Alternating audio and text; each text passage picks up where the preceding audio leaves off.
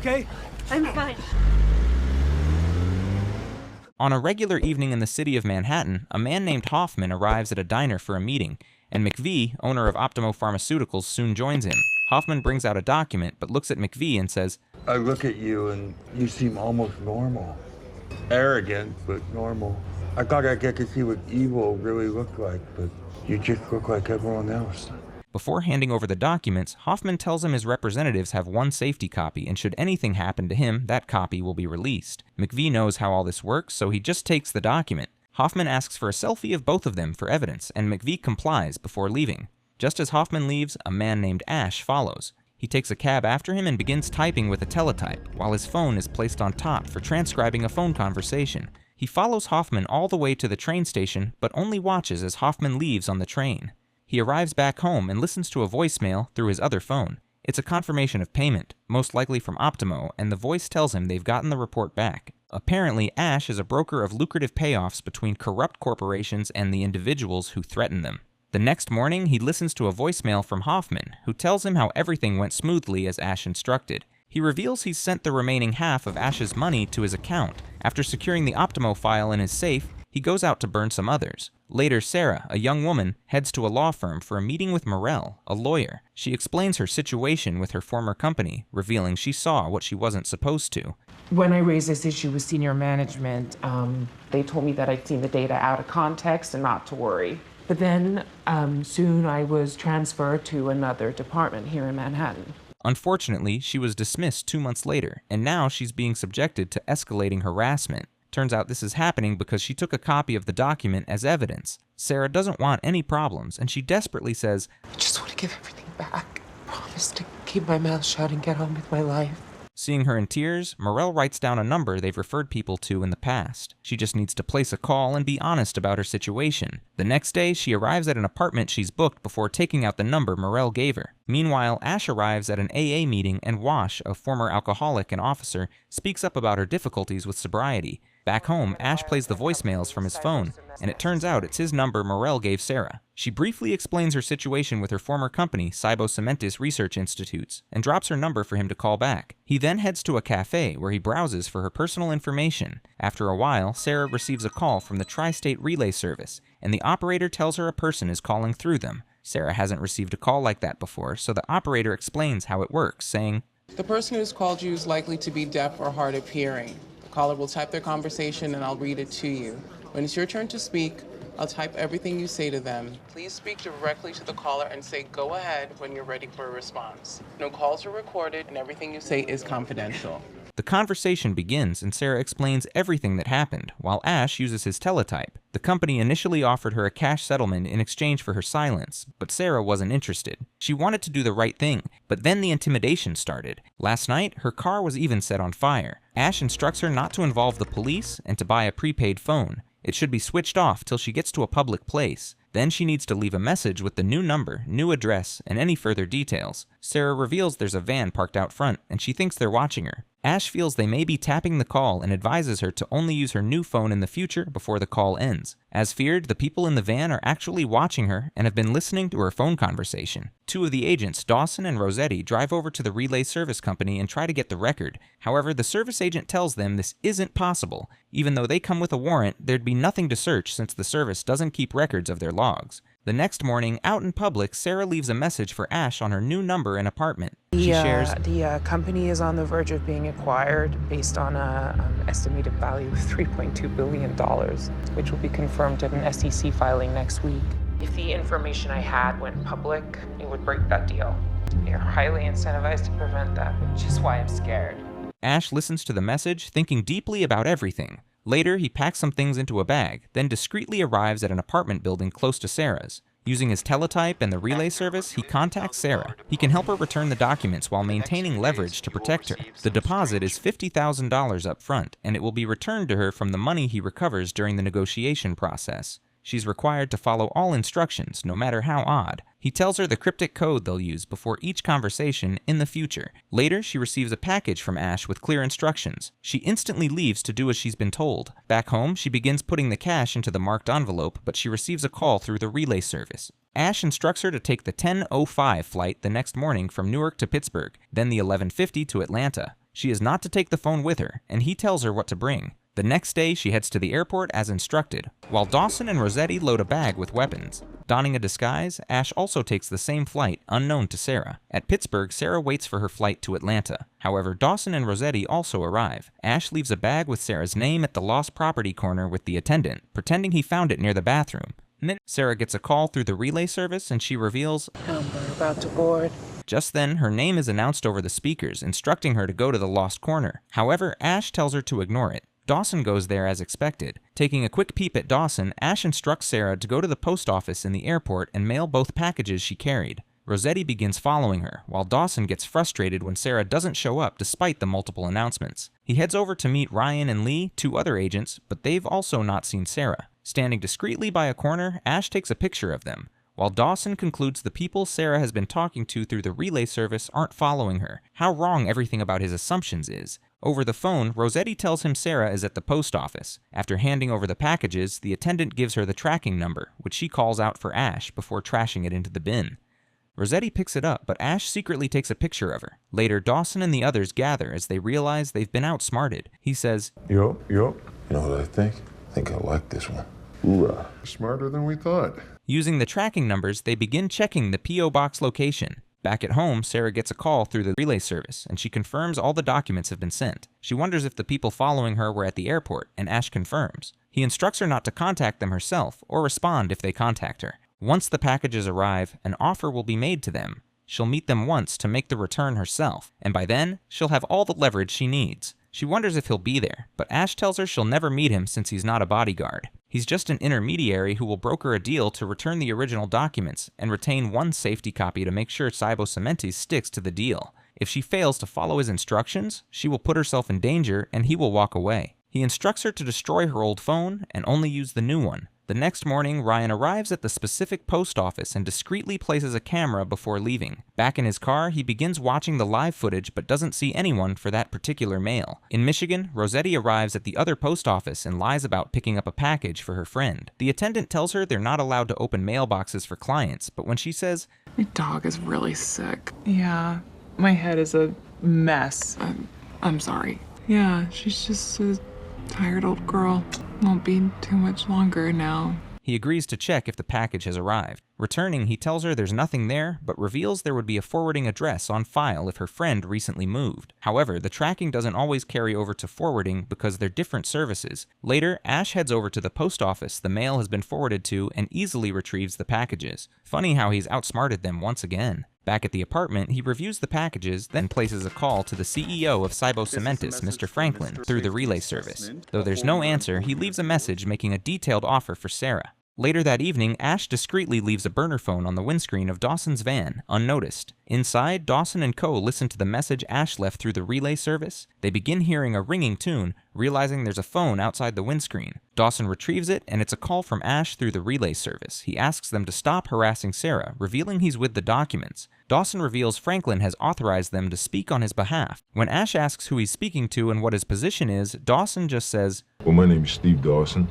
Don't look it up, it's not real. And my team is tasked with returning the documents. Ash threatens to send the documents to law enforcement agencies as well as major media outlets if they don't fully cooperate. He requests that there be no more threats to his client, no surveillance, including phone taps. Once satisfied with his client's security, the original document would be returned. However, he will keep a single secure copy as insurance for his client's protection. Dawson asks how to know he can be trusted, and Ash says he'll also be a client. He will be required to pay a fee of $500,000. Ash works for both parties to ensure the job is done, and there are no loose ends. He gives Dawson a deadline for the end of the next day, then tells him to stay away from Sarah. Without another option, they drive away in the van, while Ash sneakily watches from his window. Sarah also notices this. Later, she gets a call through the relay service, and with so much relief, she says, The surveillance van is gone.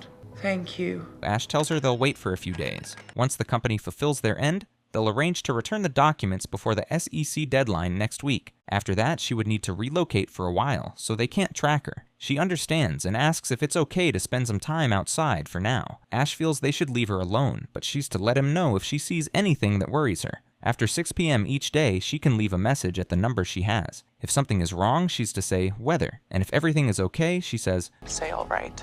Ash meets up with Wash for dinner and she wonders how long he's been sober. Apparently, she knows him as John. He's been sober for 19 months, kicking around step 4. When she asks about the work he does, he shares it's mostly delivery, though he has a side gig. After he reluctantly admits it's dangerous, she says, "We're addicts, John. We do addicty things. And we just gotta be aware of them and pull back so we don't replace one addiction with a new one."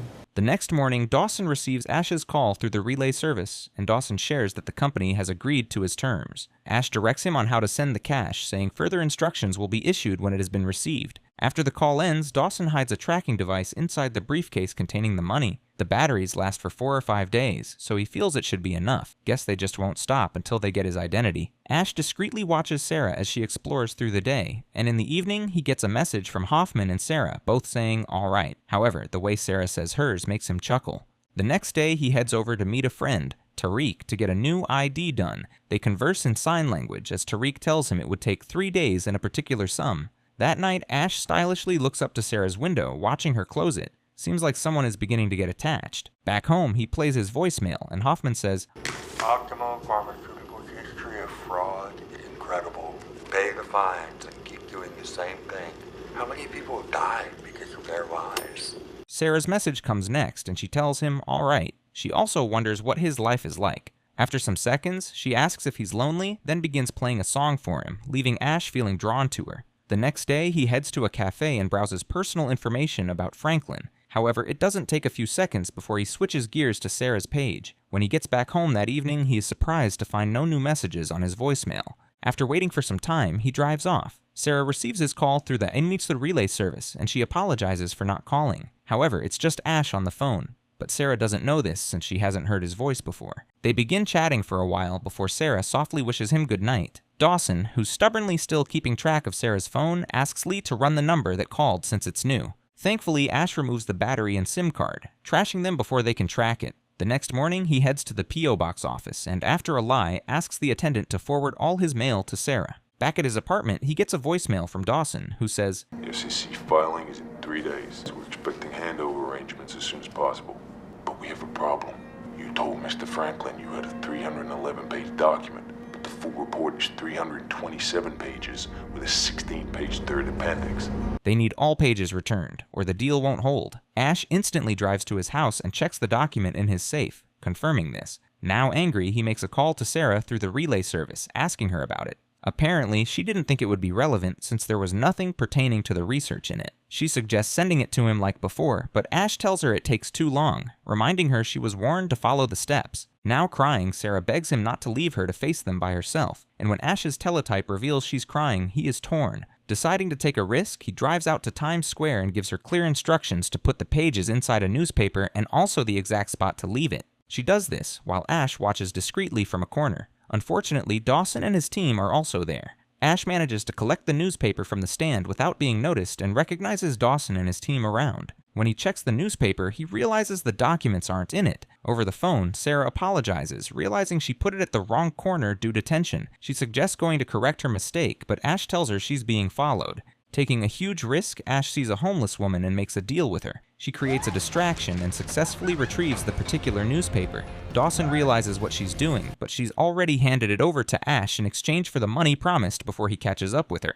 Thankfully, Ash escapes without being seen. Unfortunately, Ash has now entered the danger zone since Ryan and the others figure him out when they later carefully review their camera footage back at an apartment. Ash calls in through the relay service, revealing he has the copy but threatens to send it out since they aren't following the rules. Dawson just says, We apologize, we're sorry we made a mistake, and we'll do exactly as you say from now on. Ash tells him the date and time of the handover between Sarah and Franklin before ending the call. Dawson tells his group they'll take Ash's picture to their people at a fusion center for facial recognition, but Lee doesn't think that frame of his face is good enough. Later that night, Sarah receives a call from Ash through the relay service. She wonders if he's all right, but he doesn't say anything for a few seconds. He finally says, We have it. We're setting the exchange for Thursday. Until then, you'll call each day once and leave a message. You'll say, all right, or you'll say weather, nothing more. You'll follow instructions because this time we will walk away. Do you understand?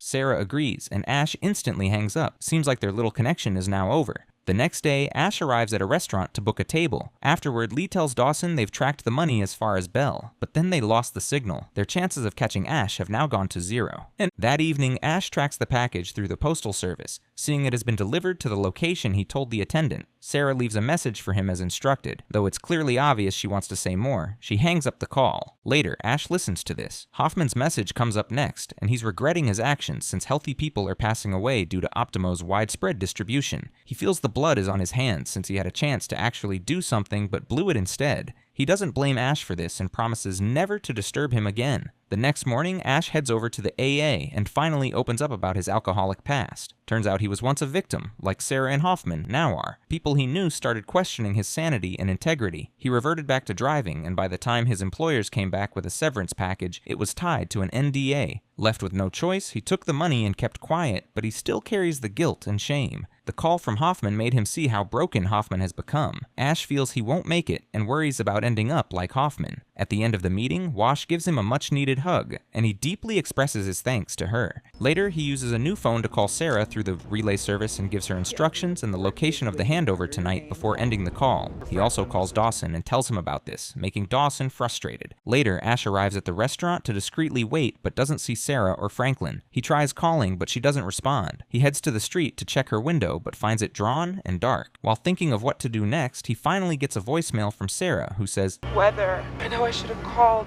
You don't have to worry. I'm okay. They know who you are. They said facial recognition got a positive ID of you in Times Square.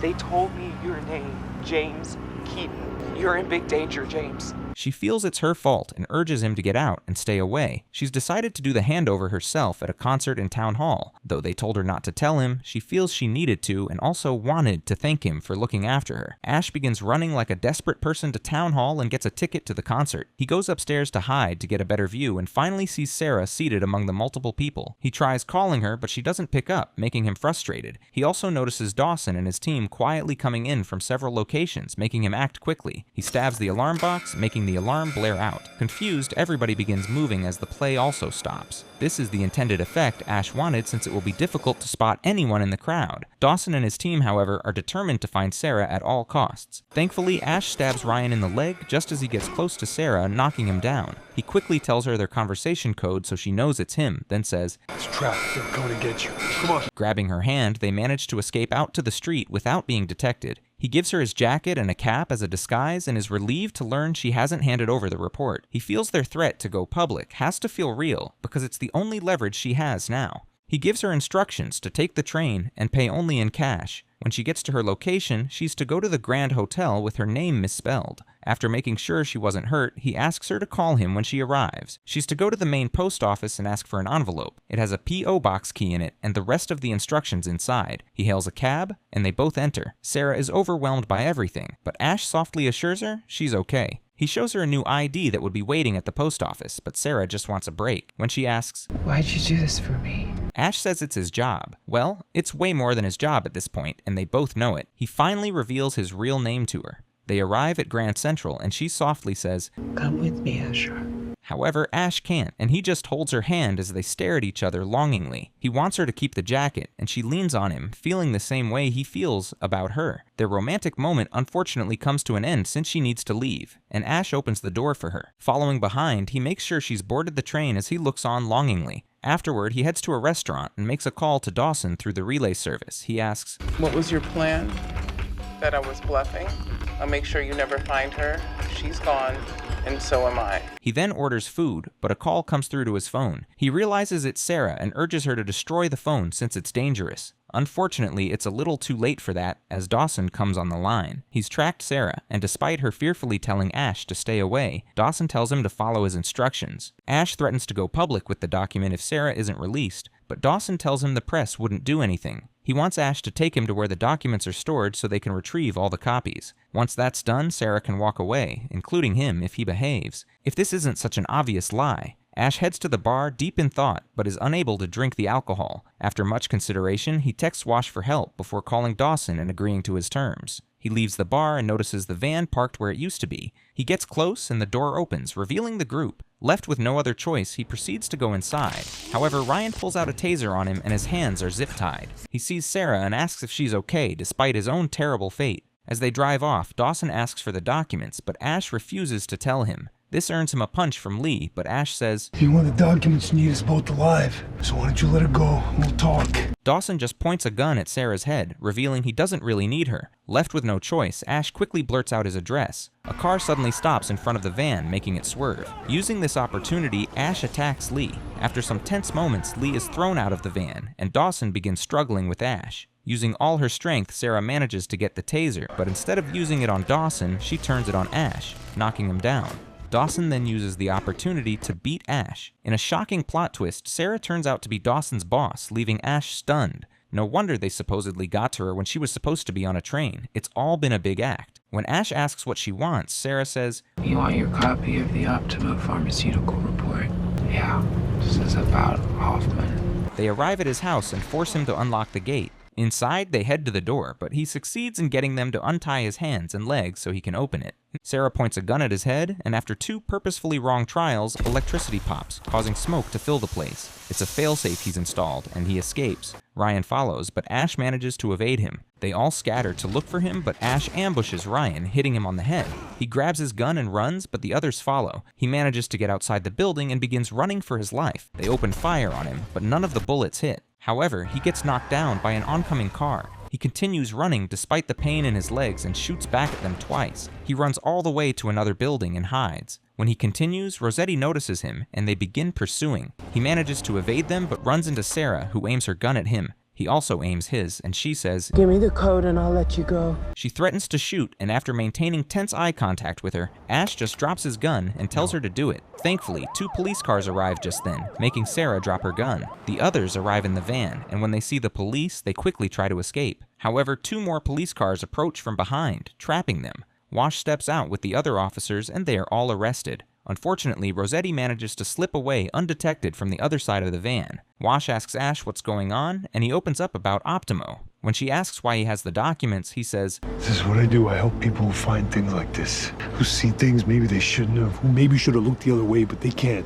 Now I gotta turn it over to somebody I trust." Wash understands, and Ash is put in the car. Afterward, Ash arrives at Poughkeepsie train station and retrieves the package he sent. He sees the money intact and also finds the tracker. He quickly separates the money, putting the bulk of it in a carton, then puts the rest in his bag. Using a marker, he writes the address of the Tri-State Relay Service before sending it, leaving the briefcase and tracker on the floor. He then boards a train. Seeing a suspicious man walk in his direction, he becomes anxious, but the man passes him and greets another at the back, filling him with relief. The man just can't take another attack at this point. He notices a passenger reading a news report about the crimes of Optimo, which makes him satisfied. Resting properly for the first time in a really long while, he finally lets go of everything and falls asleep. And that, my friends, is how it ended. If you've made it to the end, hit the like button, comment, and share. Don't forget to subscribe so you don't miss the next recap.